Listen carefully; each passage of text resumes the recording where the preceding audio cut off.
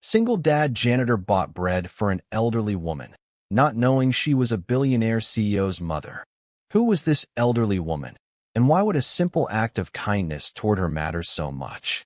Could one small purchase bring a single dad janitor into the world of a billionaire CEO? Hello everyone, and welcome back to the channel.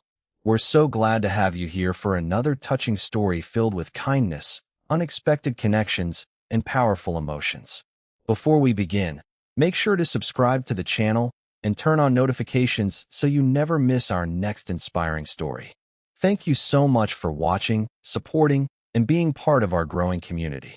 Now, we'd love to hear from you. What would you do if you were in the single dad's position and met this elderly woman? With that question in mind, let's step into the beginning of this unforgettable story and discover where this simple act of kindness begins. Daniel's last $10 bill trembled between his fingers as the bakery cashier reached for it. "Bread or soup?" she asked. "Both. That's all you have." Daniel glanced through the fogged window, where an elderly woman sat beneath the striped awning, hugging herself so tightly that her knuckles had gone white. Snow clung to her gray hair and the shoulders of her worn wool coat. Her name was Eleanor, though he did not know that yet. He knew only that she was shivering and pretending not to stare at the bread. The bakery smelled of yeast, cinnamon, and burnt coffee. Behind Daniel, an old radiator knocked inside the wall while the cash register's green display cast a sickly glow across his rough, bleach-chapped hands. He had saved that bill for 3 work lunches. Crackers, canned tuna, maybe an apple if prices were kind. His daughter's breakfast was already covered. His own meals were not. "The soup is 6, the cashier said more softly. "Bread is 4. Daniel placed the bill on the counter. "Then it's enough." He carried the paper bag and steaming cup outside. The wind slipped beneath his janitor's jacket, sharp as broken glass, and the wet sidewalk squeaked under his work boots. Eleanor lowered her face when his shadow crossed the snow. "I'm not asking for money," she said. "Good," Daniel replied. "I don't have any." She looked up. "Then why are you standing here?" "Because this is getting cold." He held out the soup. She did not take it. Her eyes moved from the cup to the bakery window, then to the frayed cuff of his jacket. "What do you want?" "Nothing. People always want something." Daniel opened the paper bag. Warm air carrying the scent of butter and rye rose between them. He tore the loaf in half, wrapped one piece again, and set it beside her so she would not have to reach for food from a stranger's hand. Then he placed the soup on the dry patch of concrete near her boots. He stepped back. The traffic light changed with a hollow click. Tires hissed through brown slush, and somewhere down the block, a bus groaned away from the curb. Eleanor stared at the meal as though it were evidence from a life she no longer trusted. "You don't even know who I am," she whispered. Daniel rubbed warmth into his fingers. "I know enough." "What could you possibly know?" He looked at the snow collecting along the rim of the soup lid. No one should go to sleep hungry. For several seconds, she remained motionless. Then Eleanor lifted the cup with both hands. Steam touched her face, and her shoulders slowly loosened beneath the old coat. Daniel turned before gratitude could become a debt. In his pocket, 3 quarters clicked against his building keys, everything he had left until payday. He walked toward the bus stop carrying half a loaf and the quiet knowledge that his weekend lunches were gone. Across the glass, behind a display of frosted pastries, a man in a charcoal overcoat raised his phone. The camera made a faint artificial click. He checked the photograph, Daniel's outstretched hand, Eleanor beneath the snow, money changing the shape of a stranger's night. Then he saved it without asking either of them why. By the time Eleanor looked toward the window, the man had lowered his phone, but the image was already leaving the bakery. Fluorescent lights buzzed above the midnight lobby of Harrington Foods, bleaching the marble floor the color of winter ice. The air smelled of lemon disinfectant and burnt coffee when Eleanor stepped through the revolving doors, her old coat still damp at the shoulders. She had recognized Daniel through the glass while passing the building. Gray janitor's uniform, cleaning cart, the same careful hands that had offered food without asking her name. Now she followed the squeak of his wheels toward the employee cafeteria. "You taking company property again?" a manager snapped. Daniel stood beside a stainless steel counter, holding a paper container filled with untouched chicken and rice from an executive meeting. An elderly janitor named Walter froze near the trash bins, one hand resting on a cart loaded with black garbage bags. "It was going to be thrown away," Daniel said. "That isn't your decision. My daughter can use it, then buy her dinner like everyone else." The words struck harder than the manager's clipboard slapping the counter. Cold air hissed through a ceiling vent, stirring the frayed edge of Daniel's ID badge. Beyond the cafeteria doors, Eleanor stopped in the shadow of a concrete pillar and tightened her fingers around the bakery's paper bag. The manager opened the container, glanced at its contents, and dropped it into the trash. "People like you always think rules bend when your story sounds sad." Daniel's jaw shifted once. Nothing else moved. "Who authorized the food?" "No one." "Who packed it?" "I did." Walter looked up sharply. A strip of clear tape clung to his sleeve, and the empty serving spoon remained tucked inside his apron pocket. Daniel saw both details. So did Eleanor. "That's not true," Walter whispered. "Quiet," Daniel said, not looking at him. The manager wrote on a disciplinary form, each pen stroke scratching through the fluorescent hum. "One more violation and you're done. Sign it." Daniel read the accusation. His thumb paused over the line marked theft of company property. Then he signed. Walter's shoulders folded inward, but his job remained his. Daniel had surrendered a piece of his dignity in public so an older man would not lose his paycheck in private. The manager tore off the yellow copy and pressed it against Daniel's chest. "Finish the east hallway before you leave." His shoes clicked away across the tile. Only then did Eleanor emerge. "You lied for him." Daniel looked toward Walter, who was already pushing his cart through the service door. "He has a wife on oxygen, and you have a daughter waiting for dinner." Daniel retrieved the sealed applesauce cup the manager had missed beneath a napkin. He wiped its lid with his sleeve and slipped it into his lunch bag. "She'll still eat." Eleanor placed the crumpled bakery bag on his cart. Inside was the untouched half of the bread he had given her. "I came to return what I couldn't finish," she said. "Now I think I came for another reason." A cleaning machine rumbled somewhere below them, and the overhead lights flickered once. Daniel studied her pale face, then pulled his phone from his pocket. "You shouldn't be out this late. Is there someone I can call?" Eleanor looked past him at the Harrington Foods emblem mounted in brushed steel above the lobby, its edges glowing beneath the white lights. Her hand rose toward it, then fell before making contact. "There was," she said. "Not anymore." Daniel heard the faint break in her breath. Eleanor took one step, swayed, and gripped the handle of his cleaning cart as the color drained from her face. "Ma'am." The bread bag slipped from her fingers and landed soundlessly between them. Daniel reached for her just as her knees began to give way. The bread bag lay crumpled on the polished floor as the elevator chimed into an empty lobby. Daniel caught Eleanor beneath the shoulders before her head struck the cleaning cart, then lowered her onto his folded jacket. Her skin felt cold beneath his fingers. Her breathing came in shallow, uneven pulls. "Eleanor, can you hear me?" No answer. "Stay with me." He dialed 911, gave the address, and pressed 2 fingers to her wrist while the bitter scent of disinfectant hung in the air. The paramedics arrived beneath a wash of red light, their stretcher wheels rattling across the marble. As they lifted Eleanor, the manager emerged from the elevator holding Daniel's signed warning. "Your shift isn't over. She can't go alone. Leave this building, and I mark you absent." Daniel glanced at Eleanor's hand hanging beyond the blanket, the fingers trembling with every turn of the wheels. Then he removed his employee badge and placed it on the cleaning cart. "Mark it." At the hospital, automatic doors opened onto dry heat, antiseptic, and the soft percussion of rubber soles. Daniel stayed beside the stretcher through intake because Eleanor had no emergency contact listed and could barely form her name.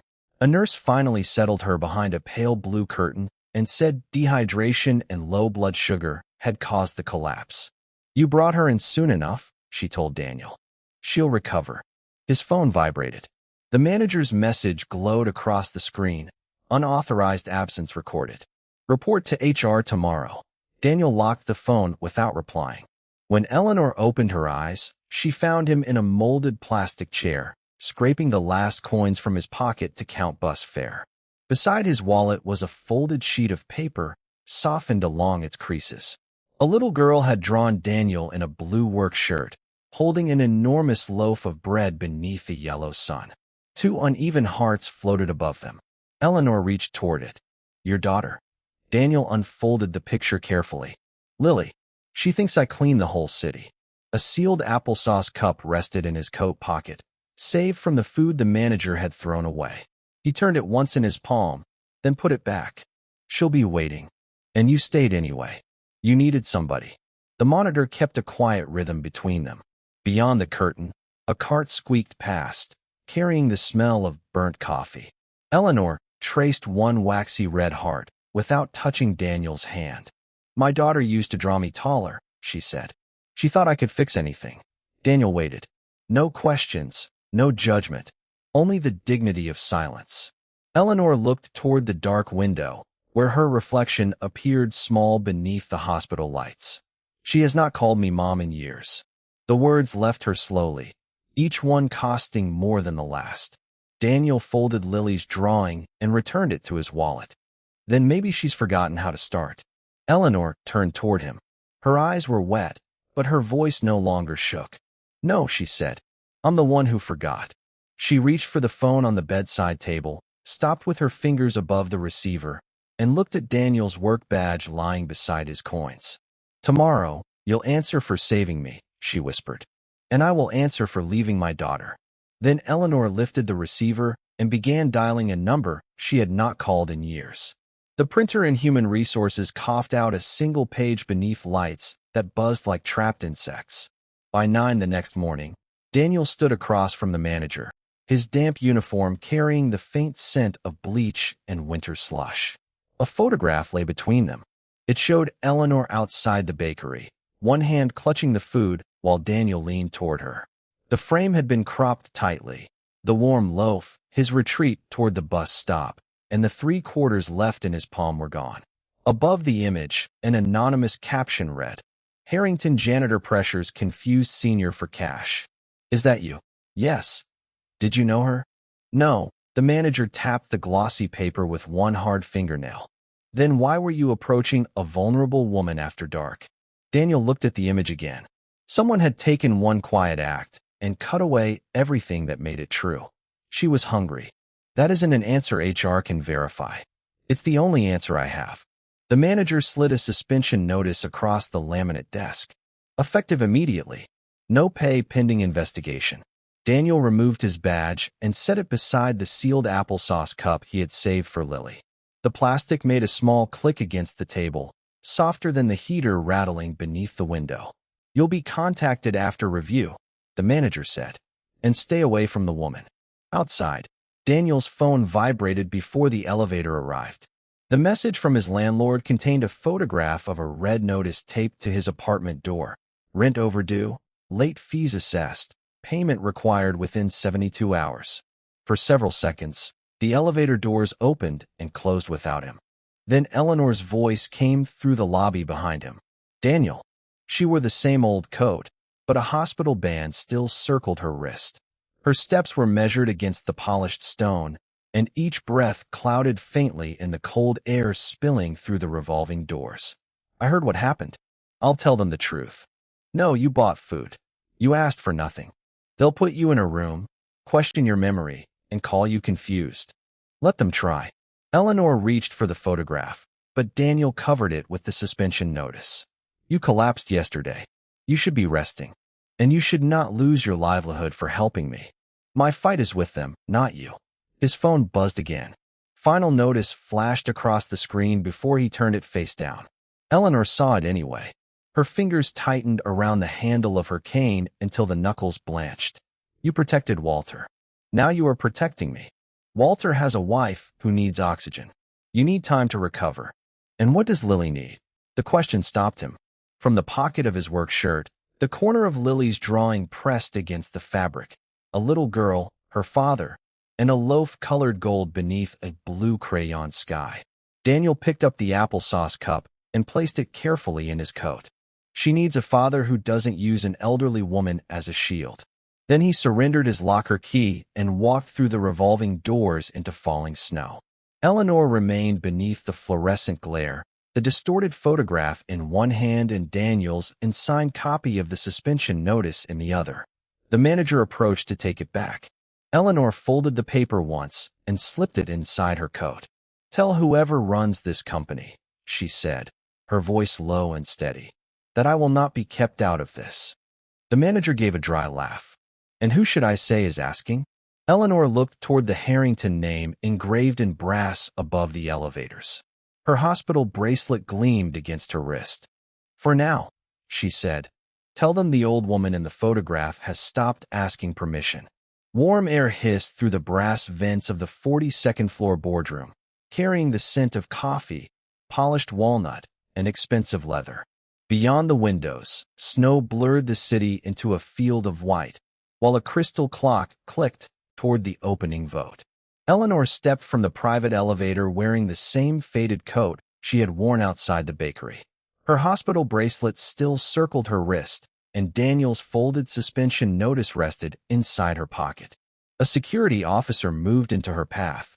"This meeting is restricted." "I know. May I see your credentials?" asked Claire Harrington whether her mother needs an invitation. Chair stopped creaking. A silver pitcher hung motionless above a water glass. At the head of the table, Claire Harrington slowly lowered the report in her hands. Her charcoal suit was immaculate, but her fingers tightened against the paper until one corner bent. "Mother." The word came out formal and brittle, stripped of everything Eleanor had confessed missing in the hospital. Several directors exchanged glances. The manager who had suspended Daniel sat near the far wall, his face draining beneath the cold recessed lights. "You should be resting," Claire said, "and Daniel should be working." Eleanor crossed the room without hurrying. Her damp shoes left small marks on the gray carpet, each step sounding louder than the last. She placed the distorted photograph beside Claire's quarterly report, then laid the suspension notice over it. "We can discuss this privately." "That is how neglect survives," Eleanor replied. "Behind closed doors, under careful language, while decent people pay the bill." Claire dismissed the legal staff with a glance, but Eleanor turned toward the shareholders before anyone could rise. She described the public humiliation beneath the fluorescent lights, Walter's dependence on his paycheck, and Daniel surrendering his badge rather than letting an elderly woman's health be used against her. She did not ask that Daniel be reinstated. That omission unsettled the room more than pleading would have. "If this company rescues one janitor because I walked into the right room," Eleanor said, "then tomorrow another worker without my name will still be disposable." The manager pushed back his chair. "Mrs. Harrington, this is an isolated personnel matter." Eleanor faced him. "Then you will welcome an independent review."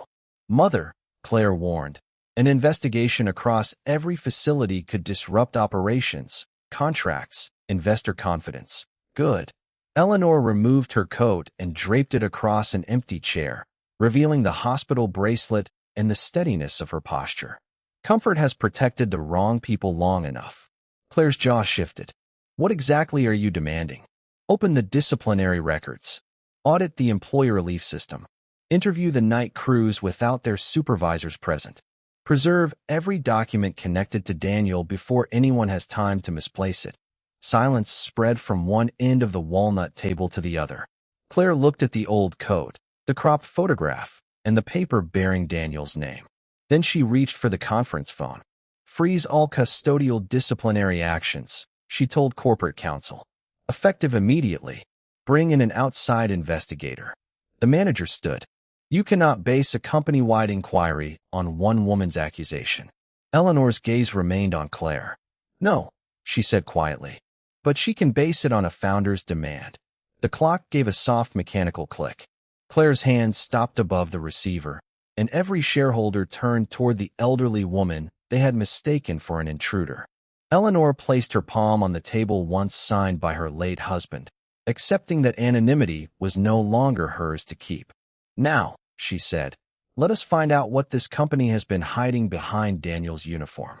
The copier coughed in the basement records room, feeding out page after page beneath a flickering fluorescent tube. Dust warmed by old machinery mixed with the bitter smell of burnt coffee. An outside investigator placed 3 folders on the steel table. These relief fund requests carry your employee number. I never filed them. Then prove it. Daniel studied the forms without touching them. Each request claimed emergency assistance for rent, medicine, or groceries. Each had been denied under his credentials, while matching amounts had been transferred to a maintenance vendor Daniel had never heard of. At the bottom of one page sat Walter's unsteady signature. Daniel recognized the date.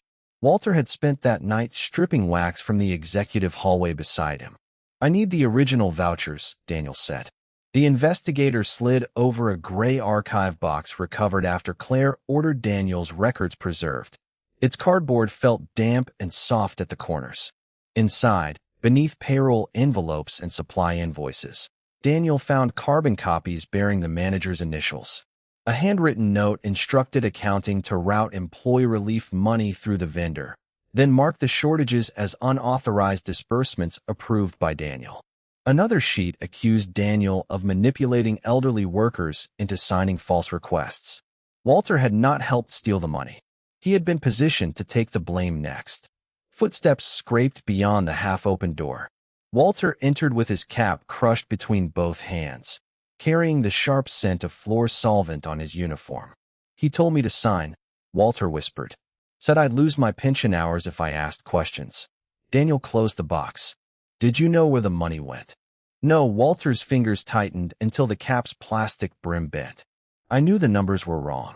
The investigator set a recorder on the table, its red light glowing against the gray metal. Before Walter could sit, corporate counsel arrived with a sealed envelope. The paper made a dry, expensive sound as it crossed the table. Harrington Foods will reinstate your pay temporarily, counsel told Daniel. Your health coverage continues, and the housing arrears can be resolved. Daniel glanced at the first clause. Confidential settlement. No admission of wrongdoing. No disclosure of records. No testimony naming another employee. And Walter? His involvement will be reviewed separately. That means alone. It means discreetly. Cold air leaked through the service door, lifting the corner of Lily's drawing where Daniel had tucked it inside his worn lunch bag. The loaf in her crayon picture was bright yellow, held between 2 uneven figures beneath a blue square of sky. Daniel pushed the envelope back. My daughter needs her inhaler. Counsel's voice softened. Then sign. Walter needs his name. Daniel removed every copied voucher, arranged them in date order, and placed them before the investigator. Then he signed the evidence transfer receipt, authorizing their use in the independent inquiry. I won't trade his truth for my comfort. Corporate counsel withdrew the offer. By noon, Daniel's termination became permanent. His insurance ended at midnight, and without reinstated wages, the 72-hour rent deadline remained in force. The elevator bell sounded down the corridor as the investigator sealed the records in tamper-evident bags. Walter reached for Daniel's sleeve, but Daniel gently covered the old man's hand with his own. Tell them exactly what happened. At the far end of the hall, the manager stood between 2 investigators, watching the evidence pass beyond his control. Daniel lifted Lily's lunch bag and walked toward the snow-bright exit carrying no badge, no settlement, and no guarantee of a home. Behind him, the recorder clicked on, and Walter spoke the manager's name. Cold white light washed across the shareholder auditorium, while the ventilation system breathed above rows of polished walnut seats. The air smelled of coffee, wool coats, and the faint antiseptic clinging to Eleanor's hospital bracelet. On the main screen, the Harrington Foods logo glowed behind Claire as shareholders murmured over the widening investigation. Then Eleanor walked to the center aisle. Her faded coat brushed against the expensive leather chairs. A silver-haired shareholder glanced at her plastic bracelet, then at the security officer moving quickly behind her. Ma'am, this session is restricted. I know. You need to leave. No, Eleanor said. I need the microphone. The room quieted by degrees. First the nearest row, then the director's table, then Claire herself. Eleanor placed the distorted bakery photograph beside Daniel's suspension notice on the lectern. The paper trembled once beneath her fingers, but her voice did not. That man spent his last dollars feeding me when he believed I was nobody. Claire stepped away from the screen. Mother, we can discuss this privately. A low current of whispers passed through the shareholders. Eleanor turned toward them instead. My name is Eleanor Harrington. Claire Harrington is my daughter. Camera shutters clicked from the press gallery. Glasses paused halfway to lips. The security officer released Eleanor's elbow, as if the fabric had suddenly become hot. Claire's face remained composed, but her hand tightened around the presentation remote. And I am not here only as her mother, Eleanor continued. I co-founded this company with my late husband. My voting shares remain intact, and they are sufficient to decide whether this board faces the truth or buries it. The ventilation hum seemed louder in the silence. Outside the tall windows, snow struck the glass in dry, whispering grains. Claire lowered the remote. You disappeared from public life. I stepped away from privilege, Eleanor said. There is a difference. She opened her worn handbag and removed an old Harrington Foods employee card, its edges softened by decades of handling. Beside it, she laid a black-and-white photograph of herself and her husband standing inside the company's first warehouse, both wearing work gloves dusted with flour. Your father believed food was a promise. No worker hungry. No family abandoned in a bad month. No person reduced to a payroll number. Her thumb rested over his image. After he died, every report told me his promise was alive. So I stopped reading reports. Claire's jaw shifted. You lived on the streets to audit your own company? I lived quietly enough to hear what power had taught everyone else to hide. Eleanor looked across the room. I saw night workers ration inhalers, carry leftovers home, and apologize for asking for help from a fund built for them. I watched dignity become a liability. One shareholder pushed back his chair. Publicly challenging management could erase billions in value. Eleanor met his gaze. Then perhaps the value was never where we claimed it was. She slid a signed voting directive beneath the microphone. Effective immediately, my shares support full cooperation with the independent inquiry. No confidential exception. No private rescue for Daniel. No retaliation against Walter or any worker who testifies. Claire looked from the directive to the photograph of her parents. For the first time, the title beneath her name on the screen seemed smaller than the woman before her. Eleanor removed the founder's ring from her finger and placed it on the lectern with a soft metallic click. I came back to learn whether this company still deserved our family name. Her eyes settled on Claire. Now you must decide whether being my daughter means protecting the company from the truth or protecting the truth from the company. No one moved. The balance of power had changed, and Claire's answer could no longer be given behind a closed door. The founder's ring lay beneath the auditorium lights, its small gold surface catching every cold flicker from the screen above. Around it came the rustle of tailored sleeves, the dry tap of keyboards, and the low hum of heat moving through brass vents. Claire reached for the microphone. Released the findings. Corporate counsel leaned toward her. Claire, the board can still contain this. Contain the theft. Contain the damage. 3 words, each quieter than the last. Claire looked through the glass wall toward the winter-darkened city, then at Eleanor's faded coat and hospital bracelet. Her mother did not reach for the ring. She simply waited. Across town, Daniel sat on the edge of Lily's bed in their chilly apartment, holding her inhaler beneath the yellow glow of a thrift store lamp. The radiator clicked without warming. Beside him lay the permanent termination letter and the 72-hour housing notice, their paper edges stiff beneath his work-worn fingers. His phone vibrated. The outside investigator's voice came through clearly. The evidence is verified. Daniel lowered his eyes. And Walter? Protected under Eleanor's directive. That old man would not face the manager alone. One question had finally been answered. Back in the auditorium, Claire turned toward the shareholders. Harrington Foods will disclose the diverted relief funds, preserve every custodial employment record, and cooperate without limitation. A murmur rolled across the room. Corporate counsel stood. That statement exposes the company to lawsuits, lender action, and a board challenge against you. I understand. You could lose control of the company. Claire removed her CEO access badge. The plastic struck the lectern beside the ring with a sharp click. Then control is the price. The room went still.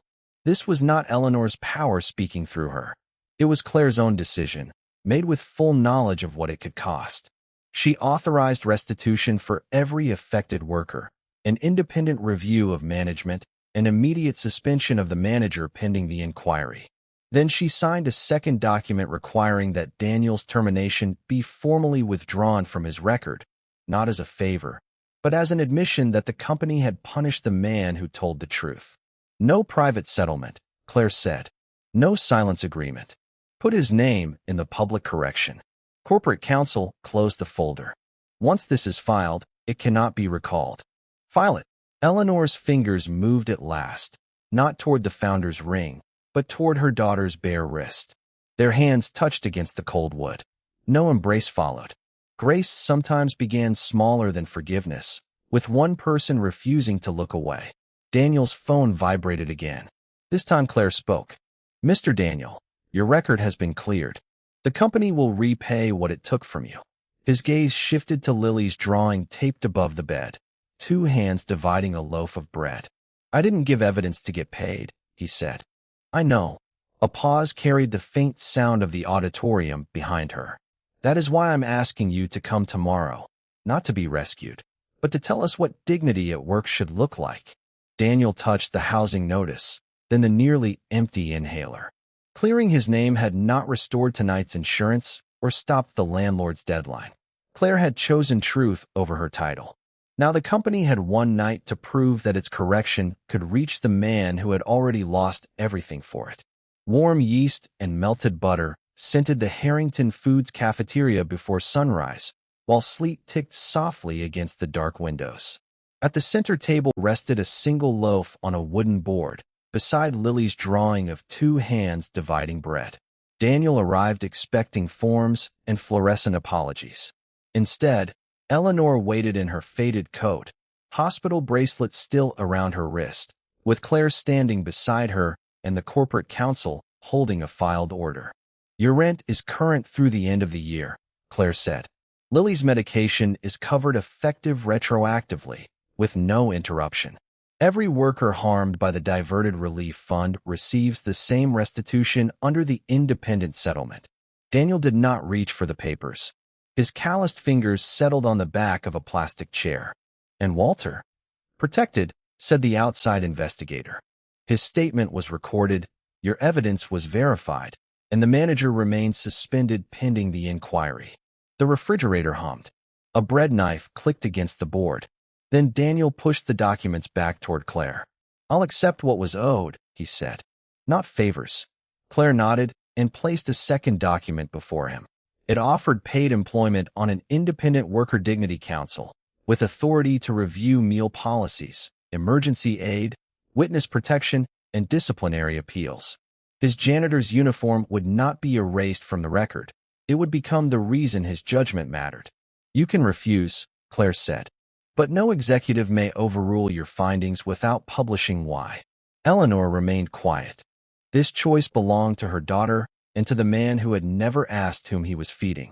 Daniel read every page, then crossed out the executive dining allowance attached to his position. "Put this into the emergency meal fund." Claire signed the amendment. Corporate counsel signed after her, the pen scratching sharply through the silence.